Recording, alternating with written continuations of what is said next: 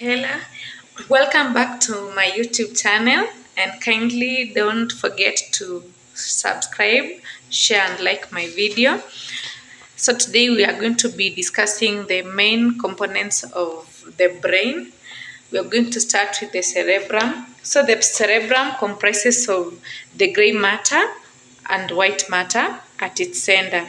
So, the largest part of the brain, the cerebrum, is going to initiate and coordinate movement, and it also regulates temperature. Other areas of the cerebrum enable speech, judgment, thinking and reasoning, problem solving, emotions, and learning. So other functions are also going to be like we are going to have functions like vision, are also going to be functions of the cerebrum. Moving next, we are going to have the cerebral cortex. So the cerebral cortex is divided into two halves or hemispheres, and we have the two halves are going to join. They join at a large deep sulcus that runs from the front of the head to the back. So the right hemisphere controls the left side of the body, and the left half controls the right side of the body. So the two halves communicate with one another through a large C-shaped structure of white matter and nerve pathways called the corpus callosum. So the corpus callosum is in the center of the cerebrum. Brainstem. So the brainstem connects the cerebrum with the spinal cord. So the brainstem includes the midbrain, the pons, and the medulla.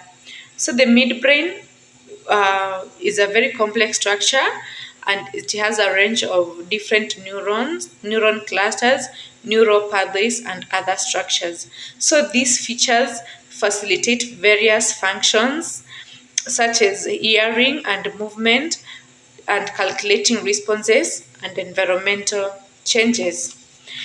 The other one is the pons. So the pons is the origin of the 4 of the 12 cranial nerves, which enable a range of activities such as tear production, chewing, blinking, focusing vision, balance, hearing, and facial expression.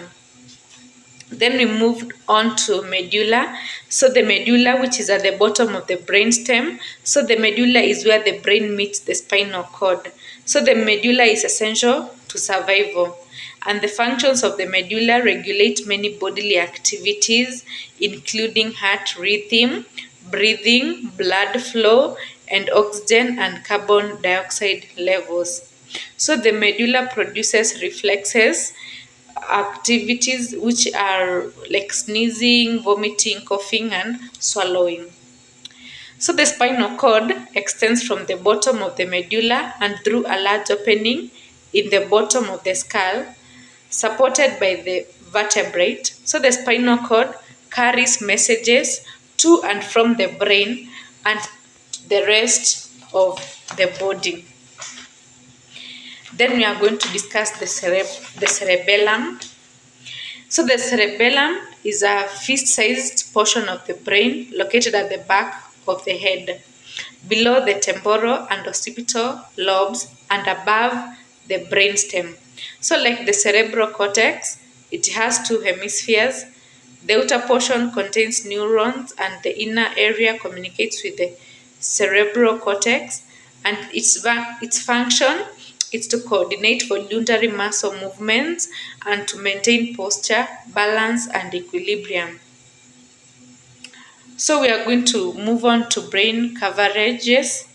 We are going to have the meninges. So 3 layers of protective covering called meninges surround the brain and the spinal cord.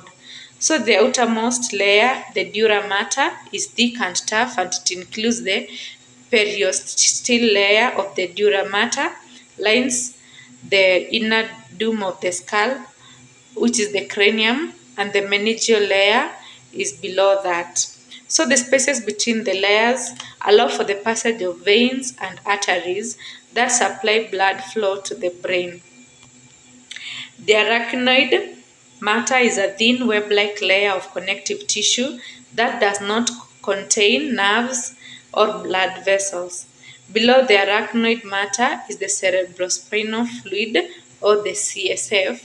So this fluid cushions the entire central nervous system, that is the brain and the spinal cord, and continually circulates around these structures to remove impurities.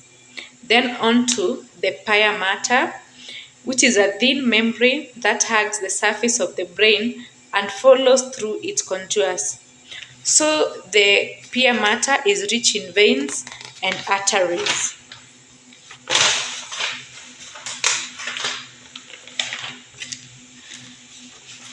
Okay, so we are going to move on to the lobes of the brain and what they control.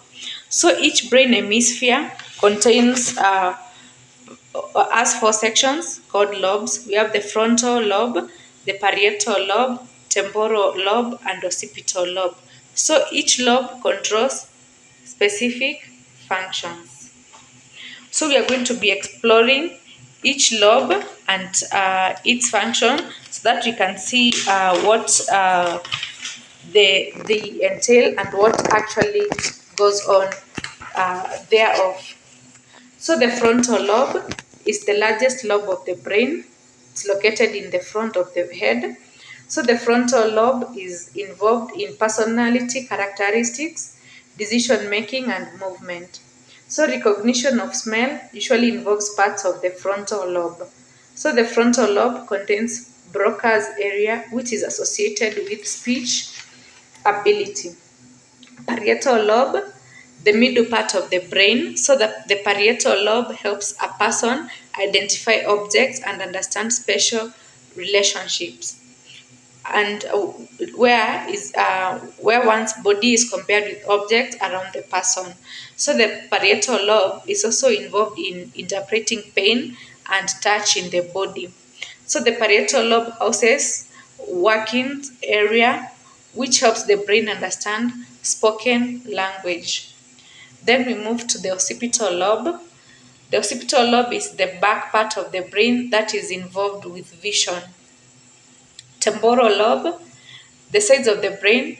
So temporal lobe are involved in short-term memory, speech, musical rhythm, and some degree of smell recognition. So I want us to move to deeper structures which are located within the brain.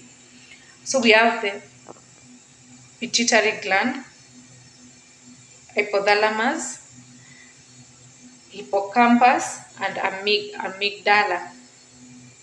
So the pituitary gland, also called the master gland. So the pituitary gland is a pea-sized structure found deep in the brain, behind the bridge of the nose. So the pituitary gland governs the function of other glands in the body, regulating the flow of hormones from the thyroid, adrenals, ovaries, and testicles. So it receives chemical signals from the hypothalamus through its stalk and blood supply. So the hypothalamus is located along the pituitary gland and sends its chemical messages that control its function. So the hypothalamus regulates body temperatures, synchronizes sleep patterns, controls hunger and thirst, and also plays a role in some aspects of of memory and emotion. So amygdala is a small almond-shaped structure uh, which is located under each half of hemisphere of the brain, and it includes the limbic system. So it